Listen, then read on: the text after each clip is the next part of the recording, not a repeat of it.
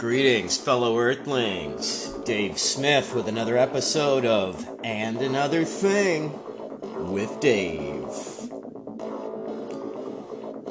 Yeah, so this episode I would like to talk about why Bernie dropped out. What's going on with the progressive movement. How people are saying, once again, here we are, any blue will do. You got to get behind Biden. There's been all kinds of controversy with the primaries. First of all, there's still, the numbers that I've seen are that the game isn't up yet. You need 1,900 and something delegates to make it so that the other opponent has no chance for it to be a shoe-in. Nobody's got that yet. Bernie's got, under 1,000, and Biden has just over 1,000, somewhere around there.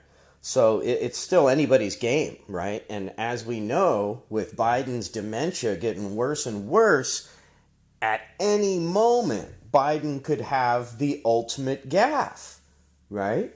So, as a matter of fact, let's just pause this. I'm going to find a couple Biden gaffes, and let's hear these. These are unbelievable. All right, here is Biden's cringiest bloopers on the campaign trail from the Hill. This is off of YouTube. Why you texting? Why? You're getting nervous, man. And Corn Pop was a bad dude. And he ran a bunch of bad boys. I'm not sedentary. I get up and no, let him go. Let him go. Look, the reason I'm running is because I've been around a long time and I know more than most people know. And I can get things done. That's why I'm running. And you want to check my shape on, let's do push-ups together here, man. Let's run. Let's do whatever you want to do. Let's take another pizza. Been to a caucus? No, you haven't. You're a lying dog-faced pony soldier. You said you were. Make sure make sure you have the record player on at night, the phone. And so he was up on the board, wouldn't listen to me. I said, hey, Esther, you, off the board, or I'll come up and drag you off. We hold these truths to be self-evident. All men and women created by you know the thing. Poor kids are just as bright and just as talented as white kids. I'm beginning to see why your wife left you. And he cut off a 6-foot length of chain. He folded up. He said, you walk out with that chain. And you walk to the car and say, you may cut me, man, but I'm going to wrap this chain around your head. If you agree with me, go to Joe 30330 and help me in this fight. Thank you very much. So, there it is. And I'm not making fun of Joe Biden by any means, right? But he's... I actually think it's sad, and the man should just be left alone so that he can go retire. He's had a full career. Let the man retire. Who is behind this? Pushing a man with dementia to challenge Trump. Like, that's going to work. Are you kidding me? Trump is brutal. He will shred Biden. So... what a losing proposition. So that's what the DNC has to offer now. That's what they would rather rally against Bernie and prop up somebody like Biden than let real change happen. I mean, that's how sold out the Democratic establishment is. Apparently they are so beholden to their donors that they will sell the public, the working class down the river, to maintain the status quo. Nancy Pelosi is a joke. She has opposed none of Trump's legislation. 80 billion for a border wall, boom, here you go. $130 billion increase for the military, boom, here you go. At the same time they're accusing Trump of colluding with Russia, Pelosi, with no qualms, no compromise, no benefit to anything, signed the military increase in the budget. So if Trump's a threat to national security and working with a foreign government, why the hell would they give him $130 billion more for the military? So it's all theater. The bullshit of the impeachment, That was all theater, kabuki theater. There was never a hope in hell that that would get Trump out of office. All it did is it put a little ding on his record. Who gives a shit? Obviously, Trump doesn't. He's filed bankruptcy 4 times. You think he gives a shit about that? No. You know, it was all theater. So as Pelosi is just in lockstep with Trump, she does this kabuki theater bullshit to make it look like she's opposing him, but knowing full well that it wouldn't remove him from office, that there's no way, hope in hell it would ever remove him from office, and that there's never been a president that's been charged with crimes after presidency. They've all been pardoned. So total moot point and waste of time and a huge waste of taxpayer dollars. They knew it would go nowhere because the Republican Senate had to vote for impeachment, and they said that for removal of office, and they said before the even impeachment started that they would side with the president. So Pelosi knew this and went forward with it anyway, all as theater. If she really wanted Trump out of office, she would have backed Bernie, gotten behind the progressive movement, and been screaming Medicare for all from the mountaintops. But, she said Medicare for all will never happen. We need to boost up Obamacare and do these half measures. So it's all theater. It's all such bullshit. And now apparently AOC is the last sellout. So I don't know if she just got offered too much money, if she got death threats or whatever. But now she's lockstep with Pelosi, and she's more concerned about re-election than any progressive agenda. She only backed two progressives in the primary. There were a bunch of people primarying incumbents, which is how AOC got into office, and she didn't even back those people running, for Justice Democrats. So she's showing that she's been paid off and that she's lockstep with the establishment now. So knowing that, how can we really attempt any kind of viable change from inside the establishment? And then why the hell would Bernie bail out when he's right there? Oh my God, why would Bernie bail out when it's not over? Until the delegate number had been reached, where it's a shoo-in, why would he bail out? I have no idea. But there is an excellent program here that I'm checking out. This is the Jimmy Dore Show. Thank you, Jimmy, for bringing it and keeping it real. And this is Nick Brana on the Jimmy Dore Show. He used to work with the Bernie campaign. He used to work with Our Revolution. And he's now the organizer of the People's Party. So peoplesparty.org. Check it out, sign up, and check out what Nick Brana's got to say here. So I can't understand what Bernie is doing with this and how this gives him more leverage. I think he had a big platform as long as he was in the race, and I think he should have kept it as long as possible. I also don't understand why he put some of these individuals in his campaign. As you've said before, I think that Bernie's obviously a very conflicted person, and I saw this when I was at Our Revolution, when I was the electoral manager there. And Bernie was conflicted even about starting to take big money. And so it's clear that, Jimmy, I think you have it right when you talk about the theory of change and how we actually pressure politicians and how we actually push as the left. Just kind of saying that we're going to fall in line with any politician or we're going to compliment any politician because that's our team, Bernie, that doesn't do it. Bernie has enormous pressure coming from the establishment. And what we have to do is we have to be critical of our leaders. We have to be offering that counterbalance on the left as well. In the 30s, FDR faced enormous criticism from the left. Well, he implemented the Green New Deal in order to prevent the collapse of capitalism.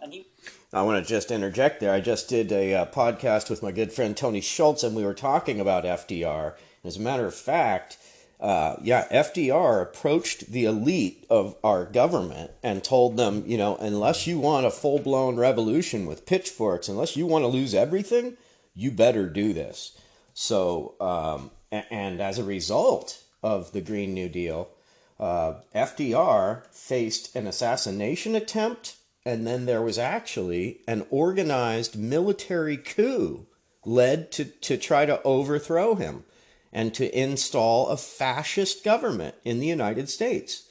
This was a plot that was uncovered by General Smedley Butler, and he outed the whole plot. The elites approached him thinking that he would be for the plan, and he went along with it long enough to gain the information to expose it. So just want to interject that. He was actually very explicit about that. And so we need to do the same. And most importantly, we have to put an end to these two corporate parties. I mean, if you haven't seen enough now, I don't know what could possibly be enough. But the last 5 years of progressive strategy have been Bernie's campaigns, from one campaign to the next, trying to reform the Democratic Party. And we now have a verdict on that strategy, and it's failed. So we've got to move on. We have to say at this point that our allegiance is to the working people of this country who are struggling now during this pandemic more than ever before. Than it is to those people above than it is to this party. Man, he pretty much freaking nailed it right there. How long will we be trying to remodel a condemned house? How much money do you put into a money pit before you walk away and you go, wow, this thing is killing me? When do you call it? You got to know when to hold them, know when to fold them, know when to walk away, know when to run. When the hell do we run away from the Democratic Party like a condemned house that's about ready to collapse on you? When do we do that? How many signs does it take? Unbelievable, man. So anyway, I'm going to find a couple more good clips.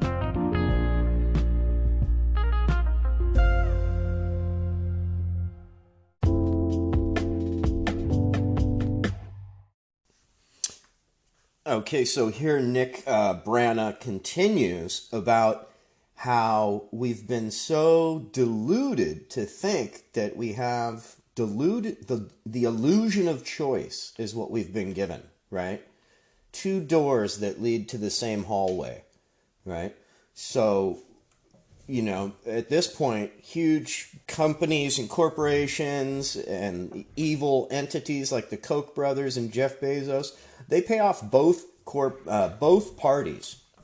They donate heavily to both parties so that whoever is in office will do their bidding, right? So here Nick Brana talks about that, about how it doesn't matter who's in office. The elite's agenda, the New World Order agenda, keeps being ushered in no matter who's in office. Here he talks about that.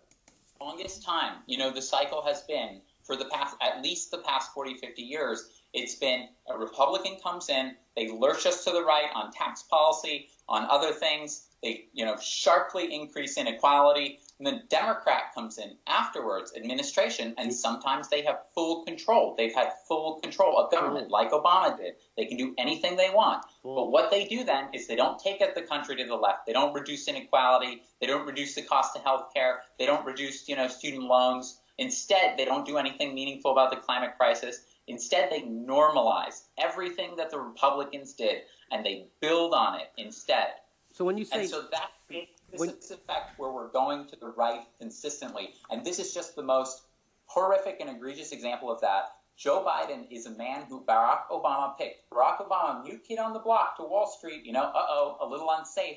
He picks Joe Biden to signal to Wall Street, I'm on your team, And so that man is now the Democratic Party's nominee. A man who's been reduced essentially to the mental state of an infant. So, once again, great points brought up. So, about Barack Obama, he turned out to be a total Trojan horse, ushering in, similar to Bill Clinton.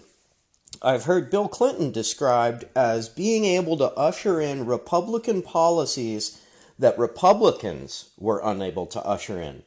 But good old Slick Willie just came in and got her done, you know. Well, that's how we do. Blowing on the saxophone, looking all cool in his sunglasses. Ladies love me. Yeah, I did not have sexual relations with that woman. Yeah, all right.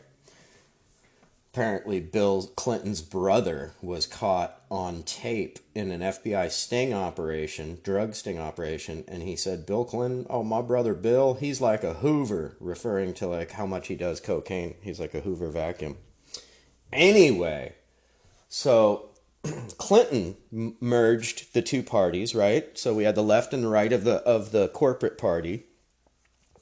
Then Bush comes in, brings it way further.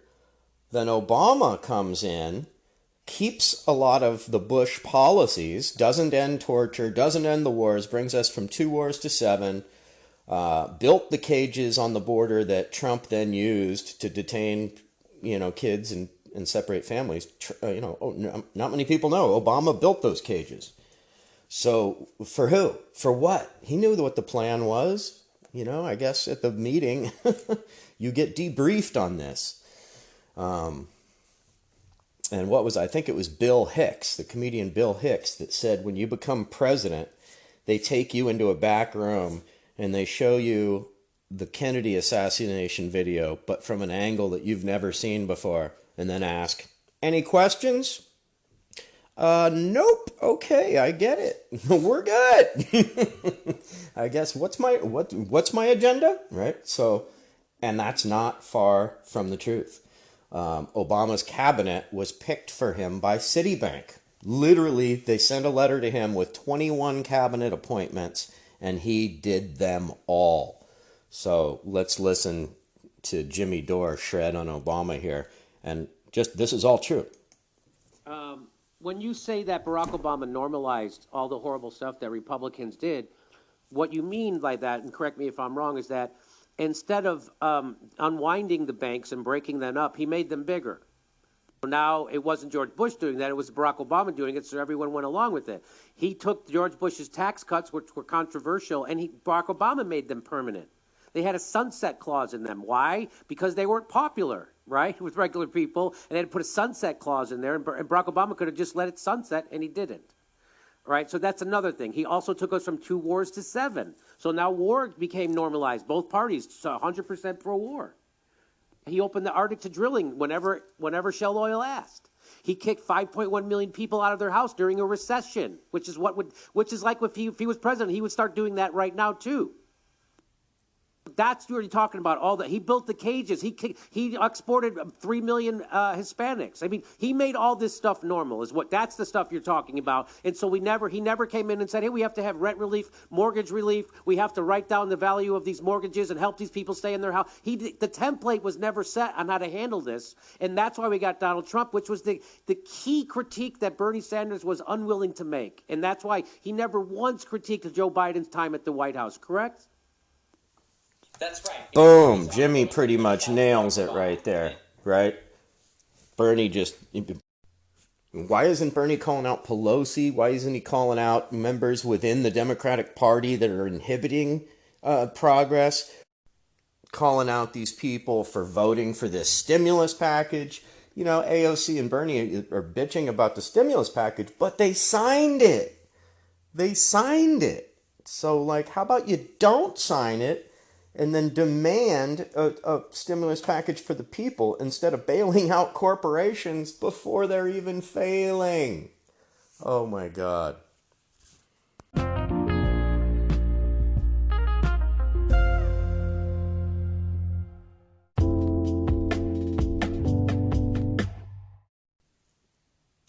All right, here's one more clip of Nick Branna talking about how Bernie went soft compared to 2016, and how his 2020 campaign just did not have the teeth, how he wasn't going full tilt boogie, against the billionaires and the 1%, and how he had started considering taking corporate money. 2016 to 2020. He didn't bring out the same level of young voters. He didn't bring out the same level of rural voters. And that, I think, is because he started playing ball with the establishment Yes. at the same time that he was supporting, that he was working with the grassroots. So he was operating in this awkward middle ground where what people want to hear is they want to unequivocally hear people that are saying, like, look, for the last several decades, my wages have stagnated, but the cost of my health care, the cost of my education, the cost of housing has exploded. I cannot afford this anymore. He was attacking both establishment parties in 2016 very sharply. And then, the language of oligarchy, political revolution, that fell off Bernie's campaign in 2020. It didn't have the edge that it did in 2016. And I think that's a big reason that he lost those individuals. Yes, that's it. I couldn't agree more. I could not agree more. You can't just sit back and let Pelosi and people like her get away with what they're doing, which is dismissing any progressive movement, snuffing it in Congress. It's unbelievable. Meanwhile, Pelosi is totally corrupt. She's worth $100 million. Like, Bernie could have just called her out, shredded her, helped the person that's primarying her. I like Shahid Buttar. If you haven't checked him out, check out shahidforchange.us. He's running he made the primaries, so now he's in the election, running to unseat Nancy Pelosi. He's a super progressive activist from San Francisco, very well spoken. He's a lawyer, cool guy. And he is a fighter for the people. So I hope he wins and get the frickin' Pelosi out of there. But if not now, then when? The time is. Thanks a lot for tuning in. This has been Dave with And Another Thing with Dave. Now up on 8 different platforms for the audio podcast. And I do have my video podcast on YouTube, same name, And Another Thing with Dave. You can also shoot me messages, friend me on Instagram, And Another Thing with Dave. Peace out. Keep fighting.